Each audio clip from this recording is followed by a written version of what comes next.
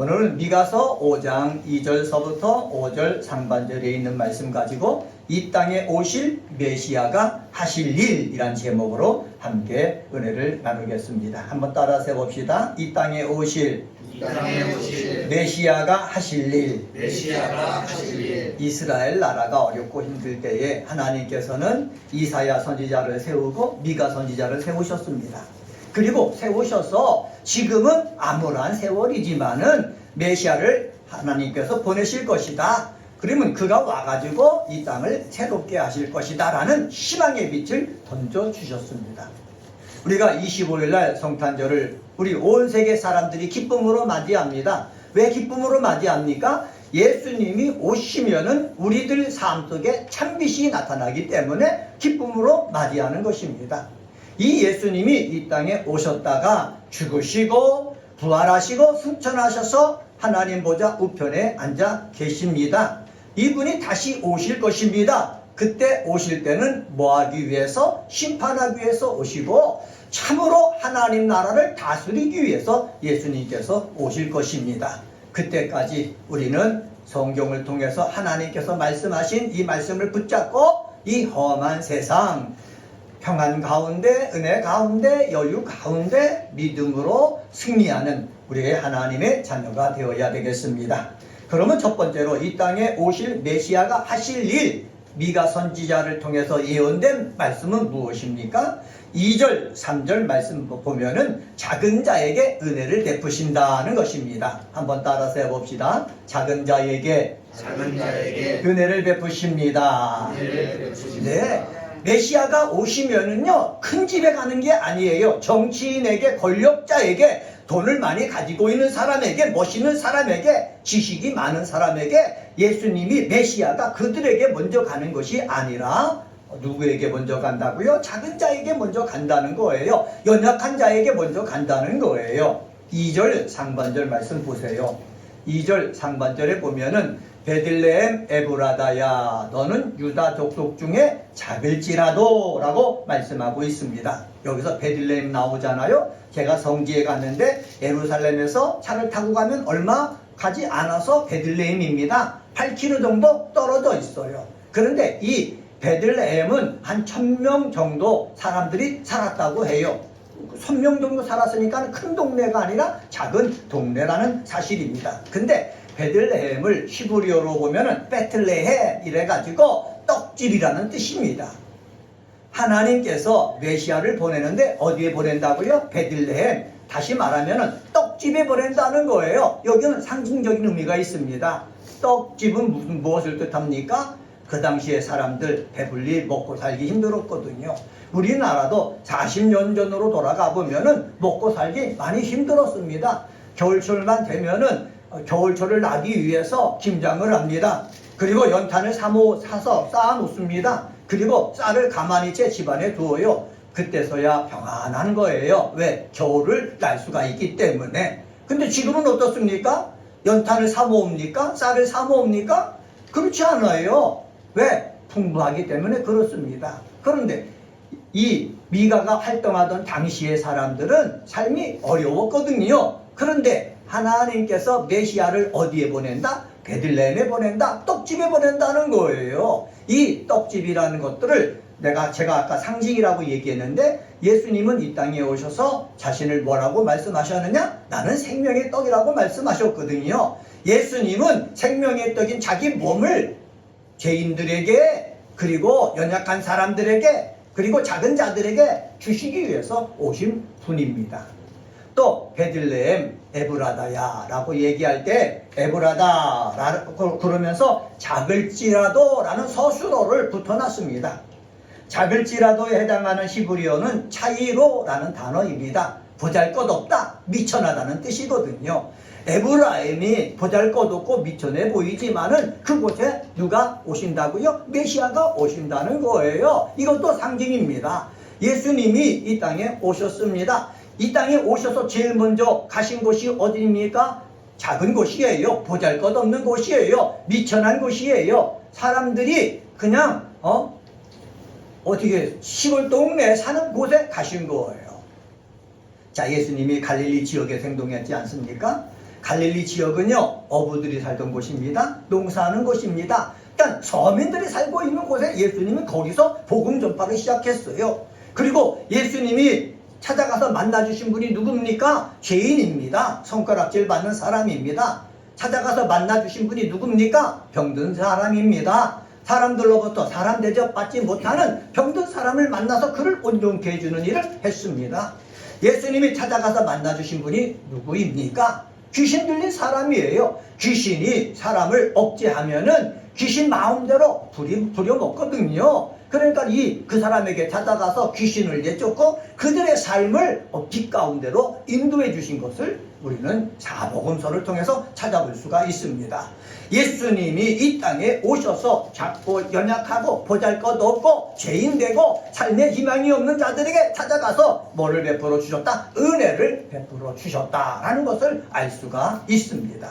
이 은혜 베풀어 주심 때문에 저도 예수를 믿고 목사가 되었고, 우리 사랑하는 은혜가 꽃피는 교회 그리스도인 여러분들도 예수님으로 인해서 예수를 영접하고 성령이 여러분 속에 임하여서 하나님을 아버지라 부르고 하나님의 자녀가 된 것입니다. 그러니까 여러분 속에 은혜를 베풀어서 하나님의 자녀가 되었는데, 성탄절을 맞이하면서 우리가 깨달아야 될 것이 있습니다. 예수님이 작은 자에게 오셔서 은혜를 베풀었듯이 우리들도 작은 자에게 찾아가서 뭐를 베푸는 삶을 살아야 된다? 은혜를 베푸는 삶을 살아야 된다라는 것입니다. 연약한 자에게 은혜 베푸는 삶을 살아야 되는 것입니다. 보잘것없는 사람들에게 찾아가서 은혜를 베푸는 삶을 살아야 되는 것입니다. 액수를 내가 가지고 있는 것이 많아서 은혜 베푸는 게 아니에요. 액수가 큰 것으로 은혜 베푸는 것이 아니에요. 작은 것이지만은 나누는 그 모습을 통해서 우리들도 예수님처럼 은혜를 베푸는 그러한 믿음의 사람이 되어지기를 예수님의 이름으로 간절히 축원합니다. 두 번째로 4절을 통해서 찾아볼 수 있는데, 그것은 바로 뭐냐? 능력과 위엄으로 일하신다는 것입니다. 한번 따라서 해봅시다. 능력과 위엄으로 일하십니다. 이 땅에 오실 메시아는 능력과 위엄으로 일한다는 거예요.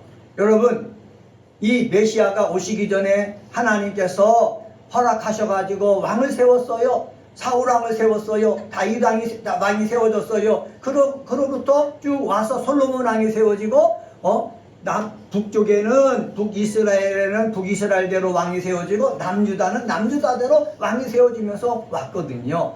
왕을 세웠으면은 왕이 나라를 위해서 헌신하고 백성들을 위해서 편안하게 살고 믿음 가운데서 살 수 있도록 인도를 해야 되는데, 자기 중심으로 사는 거예요. 자기 권력을 누리고 자기 평안을 누리고 자기 쾌력을 누리고 자기 뜻을 이루기 위해서 사는 거예요. 사람들이 원해가지고 왕을 세웠더니 다 자기 중심이 돼버리는 거예요. 여러분, 우리나라도 어떻습니까? 정치 지도자리 된단 말이에요. 대통령이 되건 야당 대표가 되든 여당 대표가 되든 국회의원이 되든 어느 시장이 되든, 여러분 이렇게 되면은 뭐를 해야 되겠습니까?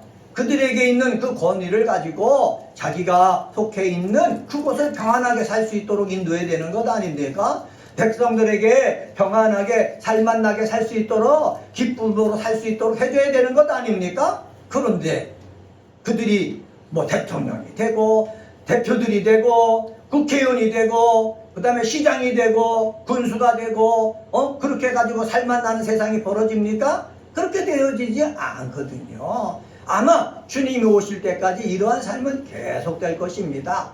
그런데 미가 선지자를 통해서 말씀하셨어요. 어떤 말씀을 하셨냐? 메시아가 오시면은 능력과 위엄으로 일하신다는 거예요. 여러분, 예수님이 이 땅에 오셨습니다. 저에게도 오셨습니다. 여러분 마음속에도 오셨습니다. 오셔서 하신 일이 무엇입니까? 능력으로 위엄으로 내 속에서 일하시고 계신다는 거예요. 아까도 예수님이 오셨을 때에 병든 자를 찾아가셨다고 그랬습니다. 병든 자의 말만 듣고 참으로 나도 마음 아프게 생각합니다. 동조만 한 게 아니에요. 그렇게 병들은 자가 고통당하고 있을 때 예수님은 능력으로 위엄으로 어떻게 해요? 고쳐주셨어요. 그래서 그곳에 병든 자로 하여금 하나님께 영광이라는 소리가 나타나게 했고 주변 사람들에게 하나님께 영광이라고 외칠 수 있게 해주셨다는 거예요. 하나님 앞에 영광이 되고 영광이 나타나려면은 뭐가 있어야 돼요? 능력이 있어야 되는 거예요. 위험이 있어야 되는 거예요. 예수님이 베드로와 요한과 야고보와 함께 변화산에서 기도하러 가셨어요. 다른 제자들은 산 밑에 쉬고 있었어요. 그런데 한 아버지가 귀신 들린 아이를 데리고 와서 예수님의 제자들이 귀신도 쫓아주더라 라는 그러한 소문을 듣고 들고 온 거예요. 귀신을 쫓아달라고 하니까는 제자들이 쫓았는데 귀신이 안 나가는 거예요. 이전에는 나갔는데 지금 안 나가는 거예요. 그러니까 얼마나 황당했겠습니까? 그리고 얼마나 이 귀신 들린 아이를 데리고 온 아버지한테 무시를 당했겠습니까? 저는 그게 많이 힘들어요. 능력이 없어서 세상 사람들로부터 무시를 당하고 있다는 그 자체가 저는 목사로서 굉장히 힘들거든요. 그때 예수님께서 베드로와 요한과 야고보와 함께 산 밑에 내려오셨어요. 내려오니까는 어수선한 거예요. 보니까는 귀신 들린 이 아이를 데리고 있는 아버지가 귀신을 쫓아내려고 하는데 쫓아내지 못하니까는 그걸 가지고 예수님 앞에 일로 바치는 거예요. 예수님이 이 더러운 귀신을 쫓아내잖아요. 그러면서 기도할 때 기도 외에는 이런 더러운 귀신이 나가지 않는다라는 것을 제자들에게 말씀하셨어요. 그래서 제자들은 뭐 해야 됩니까? 능력 있는 삶을 살기 위해서 뭐 해야 되는 거예요? 기도해야 되는 거예요. 기도할 때 하나님의 위엄이 나타나는 것이고 하나님의 영광이 드러나는 것입니다. 여러분도 저를 위해서 기도해 주시길 바랍니다. 저도요, 걸을 때도 자전거를 탈 때도 차를 타고 갈 때도 늘 제 속으로 외치는 것이 있어요. 하나님의 말씀의 지식과 말씀의 지혜와 말씀의 능력을 내게 달라고 저는 늘 외치고 있어요. 왜? 하나님이 능력이 주셔야 제가 명령할 때 더러운 귀신도 겁내고 도망가는 것이고 병든 자도 낫는 것이고 그리고 자신의 아픈 문제를 가지고 왔을 때에 하나님이 지혜를 주셔서 저 사람은 무엇 때문에 무슨 병으로 앓고 있구나 라는 생각을 주시고 어떻게 해서 해결해야 될 것인지 해결 방법을 알려주시는 거예요. 여러분, 이러한 능력이 저희 속에 계속해서 임할 수 있도록 여러분 기도해 주시기를 바랍니다. 어느 교회에 있을 때 신방을 요청했어요. 그래서 제가 신방 갔지 않습니까? 신방 가는데 신방 가서 기도하고 말씀을 나누면서 생각이 딱 들어오더라고요. 저 사람에게 치매가 왔는데 그 치매가 무엇인가 보니까는 알코올로 인한 치매가 온 거예요. 그래서 저분은 술을 드시게 하면은 계속해서 치매가 증세가 심해지니까는 술을 드시지 않도록 주의해야 되겠습니다 라는 말씀을 들었거든요. 그래서 술에 대해서 주의를 했더니 치매 증세가 없어져 버리는 거예요. 여러분, 하나님이 지혜를 주시고 눈을 열어서 저 사람은 어떻게 해야 낫겠다라는 그런 능력이 임할 때에 하나님의 위엄을 나타내 보일 수가 있는 거예요. 저에게도 그런 능력이 계속해서 임할 수 있도록 여러분 기도해 주시기를 주님의 이름으로 부탁을 드립니다. 그러면 저만 그렇습니까? 아니에요. 여러분들도 마찬가지예요. 여러분들 이 세상에 나가서 일할 때에 그냥 비천한 몸으로 보잘것없는 몸으로 그냥 살다가 간다 이렇게 생각하지 말고 내가 연약하지만은 하나님이 능력을 내게 주신다. 하나님이 위엄으로 나와 함께 하신다. 이 확신을 가지고 여러분 속에서 예수님이 성령님이 하나님의 말씀이 일하시게끔 하는 그러한 믿음의 사람이 꼭 되시기를 주 이름으로 간절히 축원합니다. 가정에서도 여러분을 통해서 하나님이 일하시게끔 하시기 바랍니다. 직장에서도 하나님께서 여러분을 통해서 일하시게 하시기를 바랍니다. 어떻게 해요? 무능력해가게 아니라 바보같이가 아니라 지혜 있게 능력 있게 일하는 역사가 있게 되어지기를 예수님의 이름으로 간절히 축원합니다. 세 번째로 5절 상반절에 보면은 뭐라고 말씀하느냐? 이 사람은 평강이 될 것이라 말씀하고 있습니다. 세 번째로 메시아가 이 땅에 와서 할 일은 바로 뭐냐? 평강을 누리게 하는 일을 한다는 거예요. 한번 따라서 해봅시다. 평강을 누리게 하십니다. 네, 이 평강을 누리게 하신다. 이걸 갖다가 킹 제임스 버전 성경은 뭐라고 번역했느냐? 이분은 평강이 되실 것이라 이렇게 번역을 했어요. And this man shall be the peace. 이분은 평강이 될 것이라는 거예요. 예수님이 내 속에 오셨어요. 이분이 평강이 되신다는 거예요. 평강이 내 속에서 나를 딱 주장하고 계시면은 그 평강이 누구까지 전해져 내려와요? 나에게까지 전해져 내려오는 거예요. 겨울철에 보통 핫팩이라는 것을 갖고 있습니다.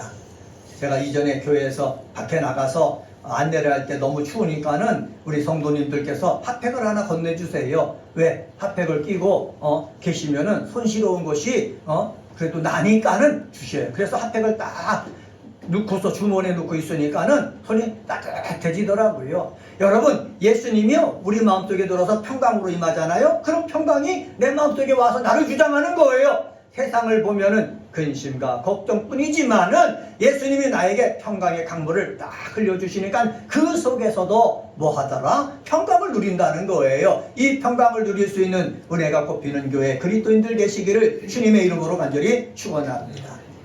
그림에 보면은 바람이 불어요. 파도가 넘실넘실거려요. 그런데 그 배에 어머니가 타고 있어요. 어머니 품속에는 어린아이가 있어요.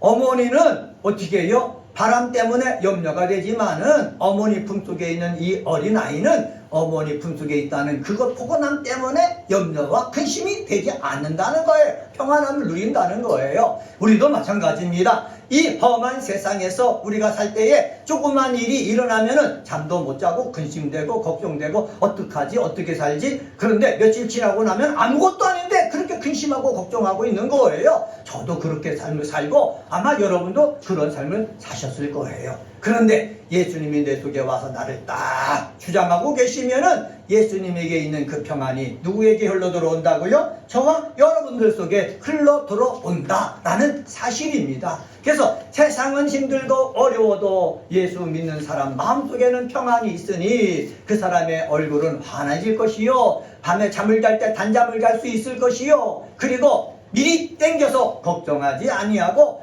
그 오늘 해야 될 일은 오늘 할 수 있는 그러한 사람이 되는 것입니다. 평강. 여러분, 우리나라 사람은 매적의 침입을 많이 받았습니다. 그래서 인사할 때 어떻게 해요? 안녕히 주무셨습니까? 인사를 하는 거예요. 무슨 일 당할지 몰랐으니까는. 똑같이 이스라엘도 그래요. 이스라엘도 외적의 침입을 얼마나 많이 받았습니까? 그래서 그들 마음속에 소원이 생긴 거예요. 사람들이 볼 때마다 뭐라고 인사합니까? 샬롬이라고 인사해요.